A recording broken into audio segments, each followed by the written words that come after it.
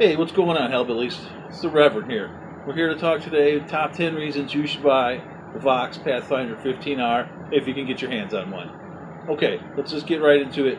Number 10. This amp looks awesome. I love the look of this amp. You know, when I walk into a club and put this down, people know, you're all about tone. You're not about, whatever. It looks like you're ready for business, to me. At least that's what I think. Okay, let's get right into it. Number 9, amp has built-in reverb and tremolo. Okay, nowadays you're just not getting reverb in amps anymore, and it's weird to me. Like, I'm from an older generation. Everything had reverb in it if it was a good amp. You know what I'm saying? It should have reverb. Every amp should have reverb. I know a lot of guys are putting reverb on the floor. I'm just getting into that personally. I'm not used to that. I'm used to having reverb on the amp. So this one has reverb and it has tremolo built into it. Okay, number 8, the ease of use. I mean, a lot of these amps nowadays, I gotta push buttons and hold this and tap twice and stand on my foot and shoot BBs out. All right, there's a point for all of that stuff. It's not to me when I'm playing live. When I'm playing live, I just want to plug an amp in. I want to look at it. I want to know where the knobs are. I want to know what's out of whack. I want to touch it and move it and be done with it. I got a lot to do. I got to play lead guitar. I got to play rhythm guitar. I got to sing. I got to look cool. I got all that stuff to do. I don't have time for holding buttons and pushing this and doing that and whatever. So, ease of use, definitely. Just great and easy to use. Okay, number 7. This is the loudest 15-watt transistor amp I ever heard in my life. I don't know how they rated this at 15 watts. Like, I've had 15-watt amps, and you're like, yeah, that's 15 watts. You can't hear it over a hi-hat. This thing really does. I mean, it holds its own. It's pretty loud. It's a shockingly how loud 15 watts on this amp is. So, if we play, rock and roll. We don't play, super loud beating heavy metal with a drummer crashing on all 16 notes on a crash cymbal. I wouldn't hire a drummer like that. So a normal drummer, this amp is fine. You know what I'm saying? If you're playing in a small place, this amp's going to do you really well. All right, number 6. This amp has the best tone for a transistor amp.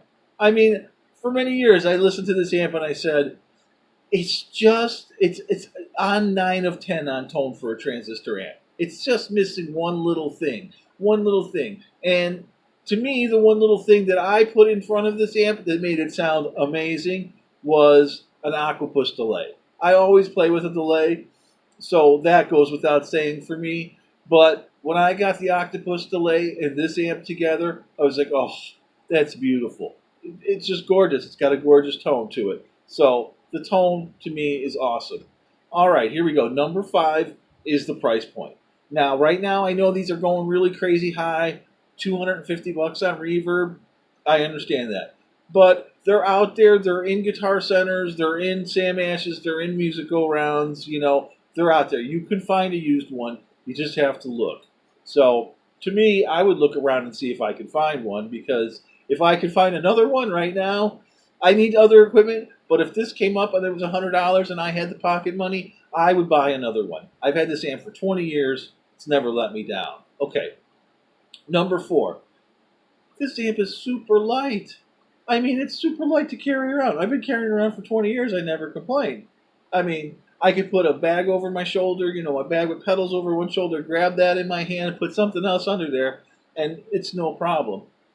It's awesome. The mobility of it is just fantastic. Okay, number 3, I don't know, I'm sure you guys have seen it.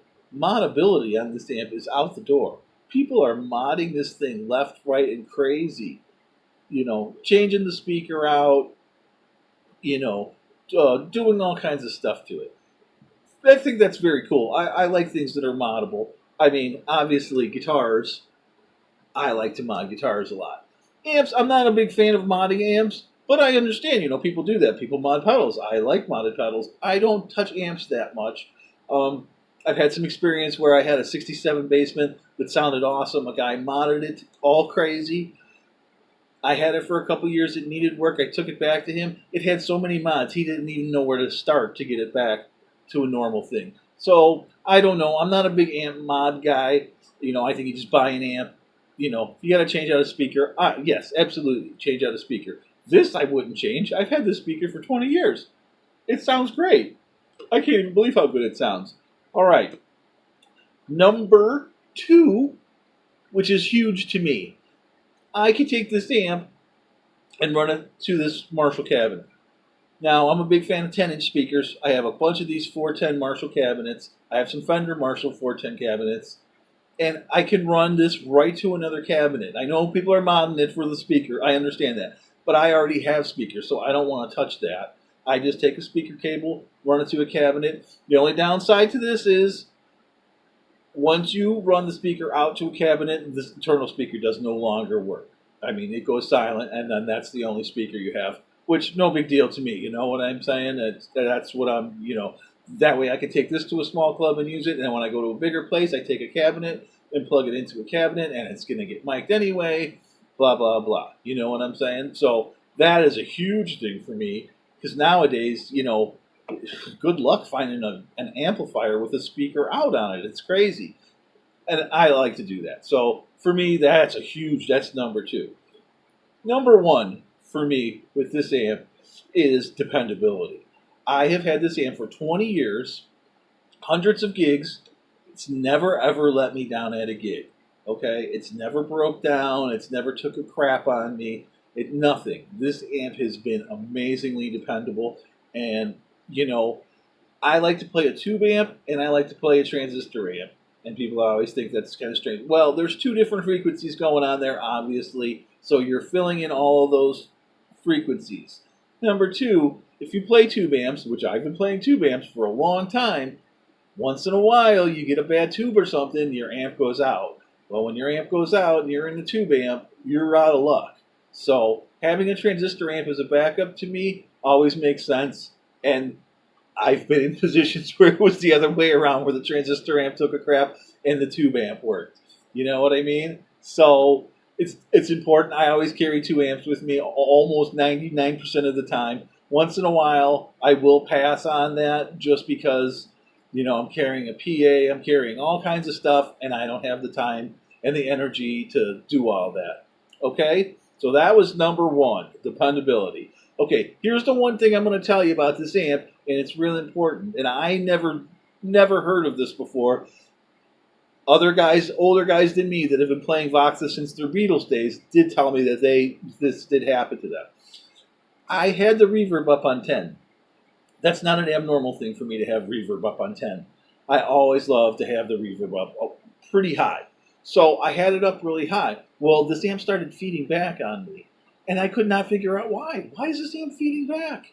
And it was a feedback like where it would not stop. It wasn't like, I could stop the guitar and stop the feedback. It was just a screaming, screeching feedback. Turn the amp off, thinking, okay, well, turn it back on. It was screaming. Somehow on Voxes, the reverb is just so big that it gets an effects loop going through it, and it starts feeding back. So as soon as I turned the volume of the reverb down, whoop, it went away. So if you got a Vox amp, be careful with that. Probably not on the new modeling amps, but this isn't a modeling amp, okay? It's just an amp, which I really like. The nice thing for me about amps is like this, is they take pedals. That's my problem with a lot of transistor amps and modeling amps. They don't take pedals well. They just, you got $9,000 worth of pedals and you run it into this amp and they sound like, whoa, this amp sounds good with pedals. Sounds better with pedals. Sounds good on its own. Listen, if you can get your hands on one of these, I would buy it. Vox Pathfinder 15R. All right, guys, stay tuned to the channel. Hey, give me a like, will you? We're working hard over here. Subscribe to the channel. I'm going to be doing some more stuff on amps, guitars. If you like parts guitars, which I'm a big fan of, stay tuned. I'm going to do that. I'm going to do some pedals. I'm going to do some wireless system stuff. If you got wireless things, man, that's a pain in the butt. I went through a lot of wireless systems to find one that works for me each and every night when I'm out there, okay? So subscribe to the channel if you would. I'll appreciate it. Leave me a comment. I love talking to you. Hey, I want to give a shout out to George Washington. Him and I have been chatting about these amps on line there. So, hey, George, thank you for all your time.